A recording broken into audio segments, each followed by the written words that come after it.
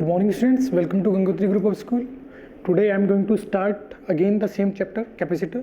In the previous lecture we were calculating the capacitance of different arrangement, and now the second arrangement will be cylindrical shell. Cylindrical capacitor. Cylindrical capacitor, इसके बारे में बात करते हैं। देखो,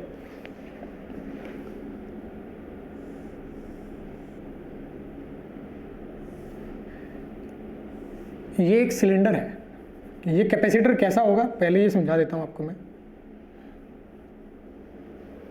इसमें दो सरफेस है, एक तो ये और एक ये सिलेंड्रिकल शेल है और ये सॉलिड सिलेंडर है, ये समझे।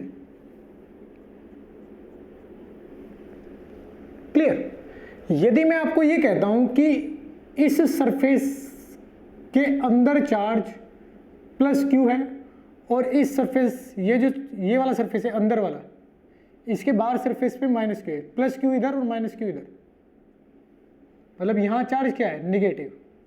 इंटरनल सरफेस पर माइनस क्यू, सिलेंडर के बाहर कितना है मुझे उससे कोई मतलब नहीं है अभी, ठीक है। बाहर कितना चार्ज है मुझे उससे कोई मतलब नहीं है अभी।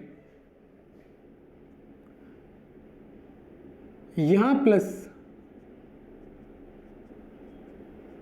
ये सॉलिड सिलेंडर है, ये अरेंजमेंट।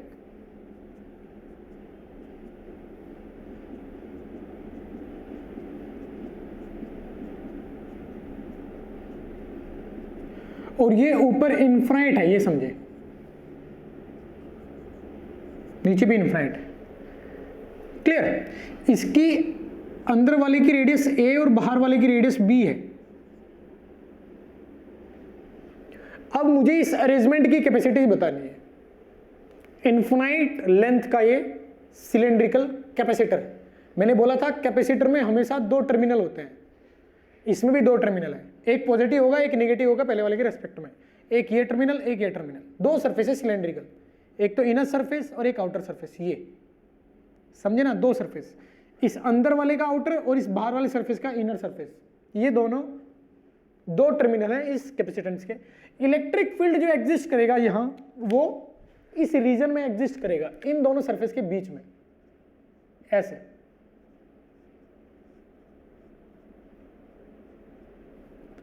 क्लियर। ऐसे एग्जिस्ट करेगा इलेक्ट्रिक फील्ड।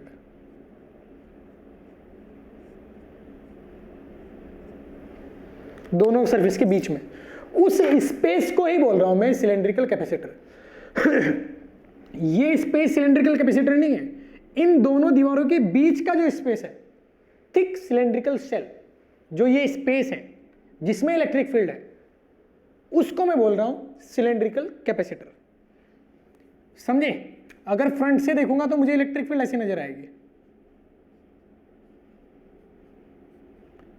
इसका कैपेसिटेंस मुझे बताना है इस अरेंजमेंट का कितना आएगा। ऊपर से देखोगे तो आपको रेडियली आउटवर्ड इलेक्ट्रिक फील्ड नजर आएगी, फ्रंट से देखोगे तो ऐसे नजर आएगी, सेंटर से बाहर की ओर। अब मैं क्या करता हूं, इसके अंदर कोई भी पॉइंट ले लेता हूं, पॉइंट P। यदि मुझे बताना है कि इसका कैपेसिटेंस कितना है, इसका कैपेसिटेंस कितना है, तो मैं कैसे बताऊंगा। कैपेसिटेंस की डेफिनेशन क्या होती है, delta Q by delta V। कुछ किताबों में ये ऐसे लिखा हुआ है, दिया गया चार्ज इंक्रीमेंट इन पोटेंशियल। ये डेल्टा V को V बोल देता है रेफरेंस पॉइंट के रेस्पेक्ट में। रेफरेंस पॉइंट को ये क्या बोल देता है, जीरो। हमेशा ये क्या आएगा, V1 terminal minus V2 terminal, किसी एक टर्मिनल को वो जीरो मान लेता है पोटेंशियल। तो यानी इंक्रीमेंट क्या हो जाएगा, V1। तो किताबों में ऐसे भी लिखा गया है, डेल्टा V को V, दिया गया चार्ज Q, तो उससे नहीं डरेंगे आप, समझे। एक ही बात है। मैंने क्या किया, इसको चार्ज दिया मैंने Q, तो यहां Q तो यहां माइनस Q आ जाएगा, मतलब मैंने चार्ज दिया है इसको सिर्फ Q। क्लियर। अगर ये कंडक्टिंग शेल है, आउटर कंडक्टिंग शेल है, इनर सरफेस को मैं चार्ज दिया क्यू, चाहे वो कंडक्टिंग हो चाहे नॉन कंडक्टिंग हो, उसमें ने क्या दिया प्लस क्यू, वो यूनिफॉर्मली फैला दिया मैंने। अगर दोनों कंडक्टिंग है तो वो अपने आप फैल जाएगा, चार्ज दोगे प्लस क्यू अंदर वाले को, वो सरफेस पे अपने आप फैल जाएगा। अब वो बाहर वाले सरफेस से माइनस चार्ज को अपने पास बुला लेगा, तो यहां माइनस क्यू आ जाएगा। यदि ये कंडक्टिंग है तो इंडक्शन हो जाएगा कुल मिला के। तो मैं ये बोलूंगा कि मैंने इसको सिर्फ क्यू चार्ज दिया है, माइनस क्यू तो अपने आप इसमें इंडक्शन के थ्रू आ गया। या अगर ये दोनों नॉन कंडक्टिंग सरफेस हैं, आप इसको भी प्लस क्यू चार्ज दोगे अंदर वाले को, बाहर वाले को भी माइनस क्यू चार्ज दोगे, आपको देना पड़ेगा फिर बाहर वाले यानी इस सरफेस को, समझे ना, जहां माइनस है, और इसको भी आपको देना पड़ेगा, यूनिफॉर्मली फैलाना पड़ेगा, समझे। उसको भी सेम अरेंजमेंट बोलेंगे, सिलेंड्रिकल कैपेसिटर, क्लियर। वहां भी एकदम सेम इलेक्ट्रिक फील्ड लाइन्स आएंगे। उसमें भी आप क्या बोलोगे कि मैंने चार्ज कितना दिया, क्यू चार्ज दिया। आप ऐसे कभी काउंट नहीं करोगे कि प्लस क्यू इसको दिया, माइनस क्यू इसको दिया, जीरो चार्ज दिया, ऐसे कभी काउंट नहीं करोगे, क्योंकि हमेशा एक टर्मिनल दूसरे के रेस्पेक्ट में निगेटिव आएगा। जो चार्ज आपने दिया है वो एक टर्मिनल पे पॉजिटिव आएगा, एक पे निगेटिव आएगा, बस ये समझेंगे आप। दिया गया चार्ज क्या है क्यू, वो एक टर्मिनल पे पॉजिटिव एक पे नेगेटिव, आई बात समझ में। आप इसको ऐसे काउंट नहीं करोगे कि जितना प्लस क्यू दिया उतना माइनस क्यू दिया तो टोटल चार्ज गिवन जीरो, ऐसे नहीं सोचोगे। आपने चार्ज दिया है क्यू, एक टर्मिनल पे वो पॉजिटिव फॉर्म में है, दूसरे टर्मिनल पे वो नेगेटिव फॉर्म में है, आई बात समझ में, ऐसे आप सोचोगे, क्लियर। वो ज्यादातर कैसे देखते हैं, ज्यादातर अगर आपको दिया जाएगा कि ये दोनों कंडक्टिंग है तो आपको सिर्फ क्यू चार्ज देना है इसको अंदर वाले को, ये माइनस क्यू तो अपने आप आ जाएगा, समझिए। तो कुल मिला के चाहे कंडक्टिंग हो चाहे नॉन कंडक्टिंग हो, आपको ये मानना है कि मैंने इसको क्यू चार्ज दिया है, जिसका पॉजिटिव इस टर्मिनल पे है और निगेटिव इस टर्मिनल पे है, क्लियर।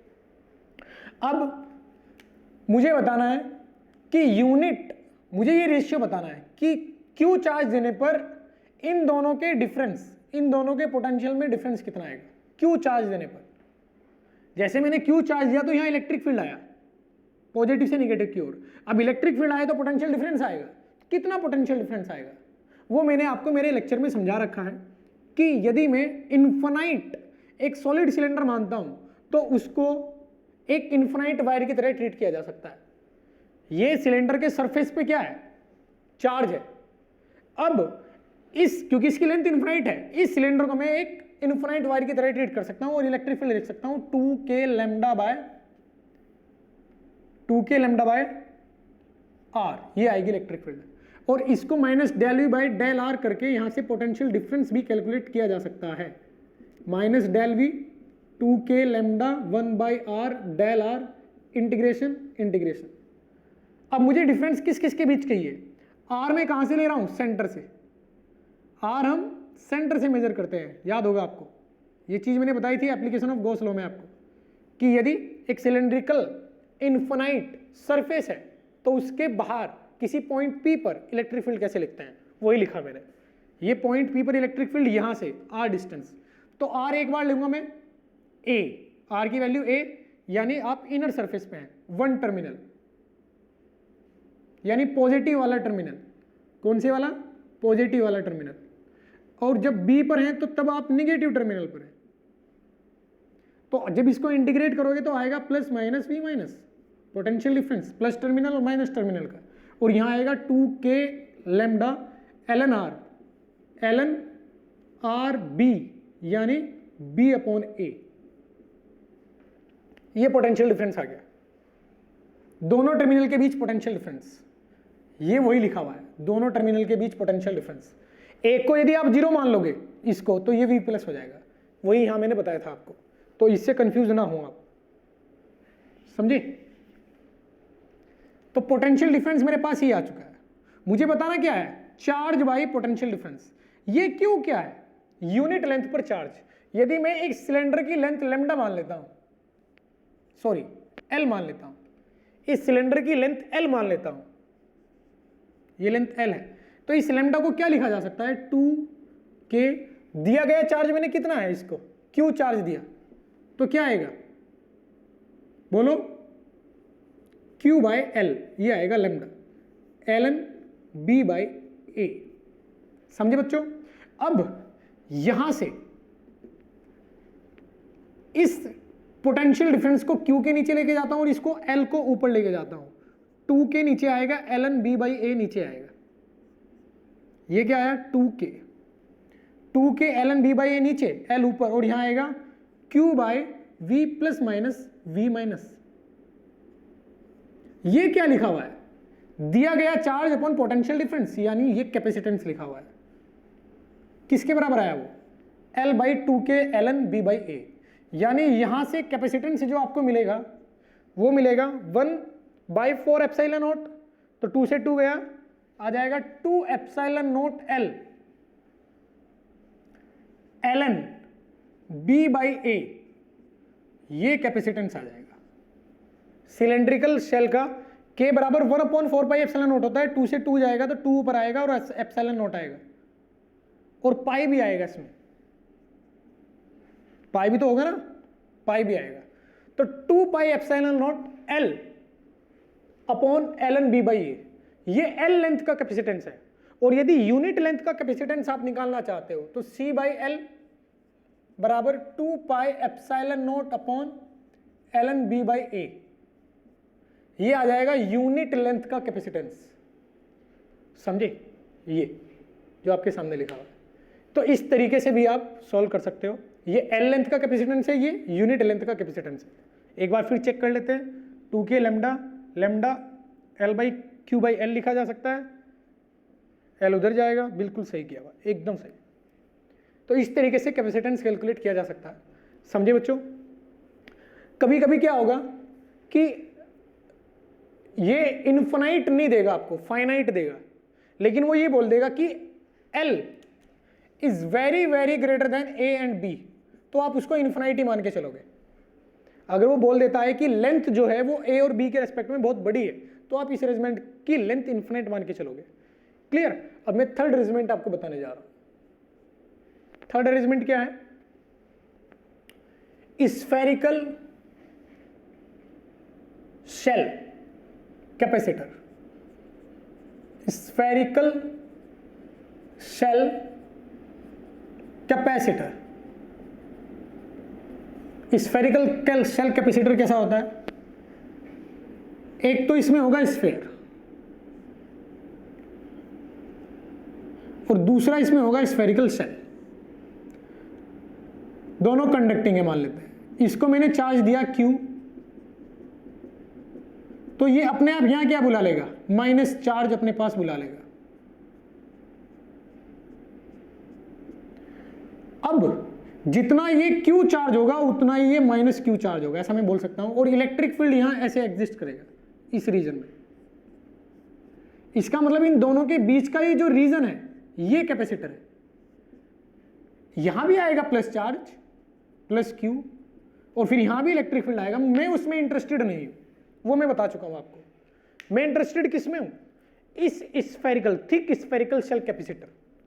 अब आप कैपेसिटर की शेप सोचो, क्या है कैपेसिटर? क्या है कैपेसिटर? है ये स्पेस, इन दोनों सरफेस के बीच का ये स्पेस जहां इलेक्ट्रिक फील्ड है। इसकी शेप कैसी है? Thick spherical shell. ये स्फेरिकल शेल है जिसकी थिकनेस है।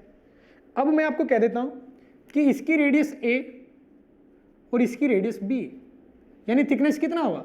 B minus A। तो आप बताइए कि ये कैपेसिटर कितनी कैपेसिटेंस रखता है? इस बाहर भी इलेक्ट्रिक फील्ड होगा, उसमें मैं इंटरेस्टेड नहीं हूं। समझे? मैं सिर्फ इस थिक स्फेरिकल शेल के कैपेसिटेंस की बात कर रहा हूं। इस अरेंजमेंट का क्या कैपेसिटर होगा उसकी बात नहीं कर रहा हूं मैं। इस अरेंजमेंट का, इस अरेंजमेंट में बाहर भी कैपेसिटर है और ये भी कैपेसिटर है, उन दोनों को मुझे जोड़ना पड़ेगा। तो मैं इस अरेंजमेंट का कितना कैपेसिटर होगा ये नहीं बोल रहा हूं, मैं क्या बोल रहा हूं? इस अरेंजमेंट में थिक स्फेरिकल शेल, यानी ये स्पेस थिक स्फेरिकल शेल, इसके बारे में इंटरेस्टेड हूं, इसका कितना कैपेसिटेंस होगा। तो मैं फिर से एक पॉइंट चूज कर लेता हूं यहां P, उस पर इलेक्ट्रिक फील्ड यदि मैं लिखूंगा तो सिर्फ इसकी वजह से आएगा, इस चार्ज की वजह से। इस चार्ज की वजह से इलेक्ट्रिक फील्ड नहीं आएगा।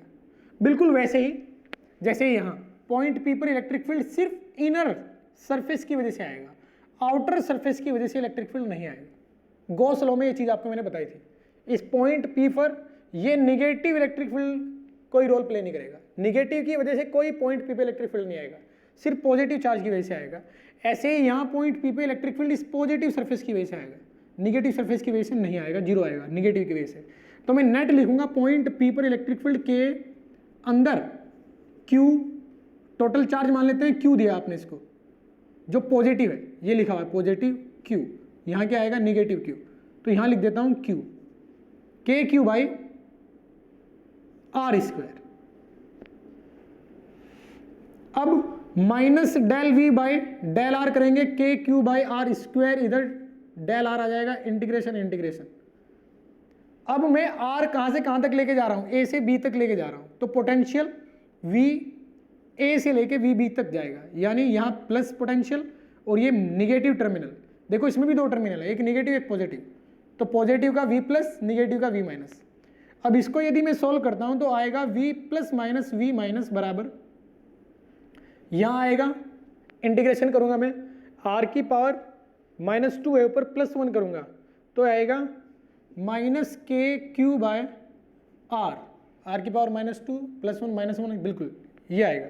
अब इसमें लिमिट लगाएंगे ए से लेके बी तक, और ये आपको क्या वैल्यू देगा, के क्यू 1 बाय ए माइनस 1 बाय बी, ये वैल्यू आपके सामने आ जाएगी।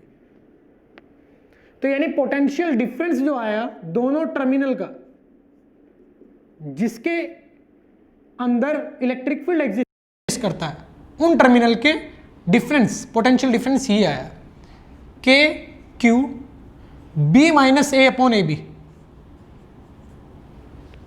अब मैं फिर से क्यू बाई पोटेंशियल डिफरेंस करूंगा, दिया गया चार्ज इसको कितना है, जीरो नहीं बोलेंगे आप, दिया गया चार्ज क्यू है जो इस सरफेस पर पॉजिटिव फॉर्म में है और इस सरफेस पे नेगेटिव फॉर्म में है, तो आप क्यू इधर रखेंगे, डेल्टा वी इधर लेके आ जाओगे, और इधर अब आ जाएगा A B upon B minus A, ऊपर चला जाएगा 4 पाई एप्सिलॉन नॉट, के नीचे आएगा, के क्या होता है 1/4 पाई एप्सिलॉन नॉट, तो वो ऊपर चला जाएगा, तो ये आएगा हमारा कैपेसिटेंस।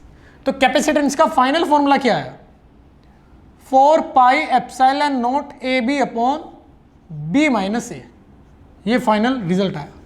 आप तीनों ही फॉर्मूले में देखो, कल जो फॉर्मूला बताया था 4 पाई एप्सिलॉन नॉट आर, ये फॉर्मूला जो बताया 2 epsilon naught L pi L N B by A, और ये जो फॉर्मूला आया 4 pi epsilon naught A B upon B minus A, सभी में अरेंजमेंट की प्रॉपर्टी है, ए बी अरेंजमेंट की property, pi epsilon naught arrangement की प्रॉपर्टी, 4 पाई तो कांस्टेंट है, एप्सिलॉन नॉट यहां एयर है, एयर तो एयर की परमिटिविटी है।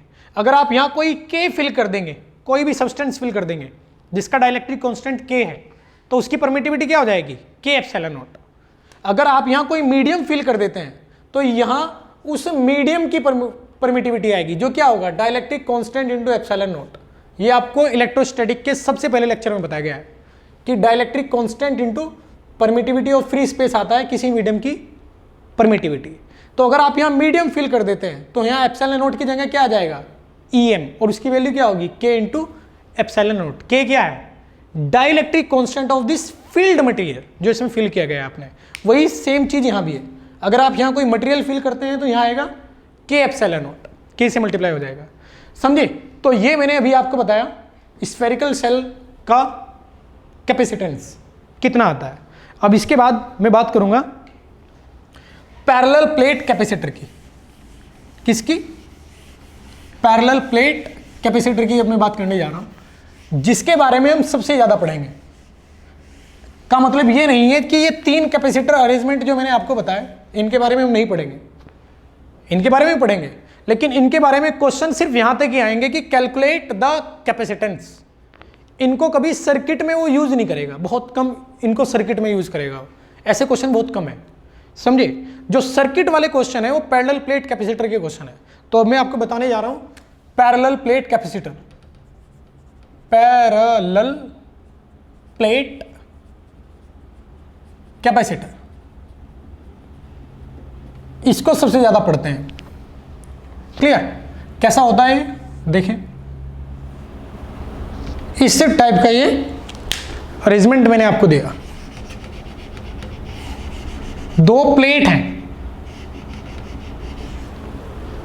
जिनके बीच डिस्टेंस d है, d के रेस्पेक्ट में इनका एरिया बड़ा है, लार्ज प्लेट है, ये बोल देगा वो। तो अगर मैं इनको लार्ज प्लेट बोलता हूं तो इलेक्ट्रिक फील्ड कैलकुलेशन के लिए आप इनको क्या मानोगे, इनफिनाइट मानोगे। तो इस प्लेट के ये सरफेस पे मैं पॉजिटिव चार्ज देता हूं, जिसकी वजह से अब यहां क्या आ जाएगा, नेगेटिव चार्ज आ जाएगा। मैंने पॉजिटिव प्लस क्यू दिया और ये क्या है, माइनस क्यू इनर सरफेस पे। आउटर क्या है, मुझे उसमें कोई मतलब नहीं है, कुछ ना कुछ होगा आउटर चार्ज भी, लेकिन मैं उसमें इंटरेस्टेड नहीं हूं। मैं किस चीज में इंटरेस्टेड हूं, इनके अंदर इलेक्ट्रिक फील्ड कितना है, समझे ना, क्योंकि इलेक्ट्रिक फील्ड इनके अंदर यहां एग्जिस्ट करता है। तो इस स्पेस को ही मैं पैरेलल प्लेट कैपेसिटर बोलूंगा, इस स्पेस को, इन प्लेट के बीच के स्पेस को मैं पैरेलल प्लेट कैपेसिटर बोल रहा हूं, जिसमें इलेक्ट्रिक फील्ड, समझे। तो फिर से यहां इसकी कैपेसिटेंस कितना आएगा, इस पे चार्ज एक पे प्लस क्यू एक पे माइनस क्यू, यानी कैपेसिटर पे चार्ज कितना है, क्यू। जीरो नहीं बोलेंगे बच्चों, आप ये नहीं कहोगे कि एक पे प्लस क्यू है उतना माइनस क्यू है तो कैपेसिटर पे चार्ज आया जीरो, नहीं। कैपेसिटर पे दो टर्मिनल होते हैं और उस पर चार्ज यदि क्यू है तो उसका मतलब हम ये निकालते हैं एक टर्मिनल पे पॉजिटिव क्यू, दूसरे टर्मिनल पे नेगेटिव क्यू, ये हम उसका मतलब निकालते हैं, समझे।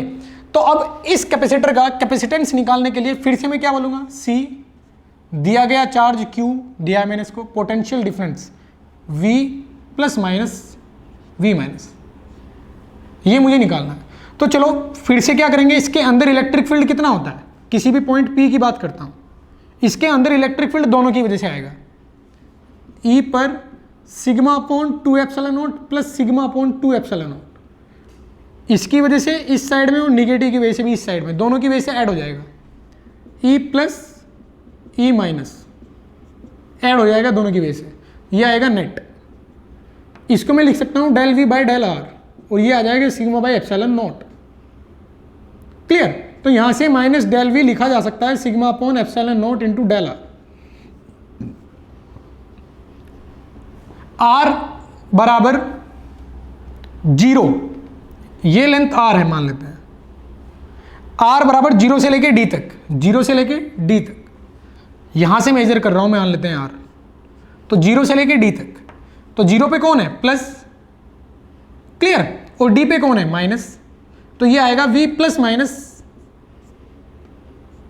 V माइनस बराबर sigma upon epsilon naught into D, ये आएगा। सिग्मा क्या होता है, यूनिट सरफेस का चार्ज, तो इसको ऐसे लिख सकते हैं Q बाई A। अगर एरिया आपको दिया गया है A, लार्ज एरिया A है, दिया गया है A, तो सिग्मा क्या हो जाएगा, Q बाई A, वो पुट कर दिया मैंने। अब इस पोटेंशियल डिफरेंस को Q के नीचे लिखता हूं, इधर आएगा A epsilon not by D और इधर आएगा Q by V plus minus V minus, इसी को कहते हैं कैपेसिटेंस। इसका मतलब कैपेसिटेंस मेरे पास जो आया वो आया A epsilon naught by D।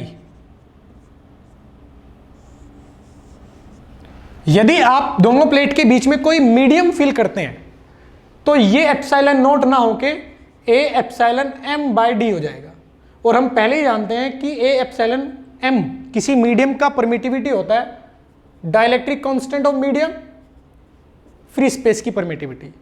तो अगर मीडियम रखने के बाद आप कैपेसिटर कैलकुलेट करते हो तो वो K A epsilon not by D हो जाता है, मीडियम रखने के बाद। और मीडियम यदि नहीं है तो हम K ऐड नहीं करेंगे, 1 लिख देंगे K की जगह, क्योंकि एयर के लिए डाइलेक्ट्रिक कांस्टेंट 1 माना जाता है। तो इसको बड़े अच्छे से आप देखेंगे, कल मैं आपको इस पे क्वेश्चन कराऊंगा। अभी मैंने बता दिया है कि कितने टाइप के कैपेसिटर होते हैं और कैपेसिटेंस कैसे निकालते हैं। ठीक है, आज के लिए इतना ही, बाय बाय।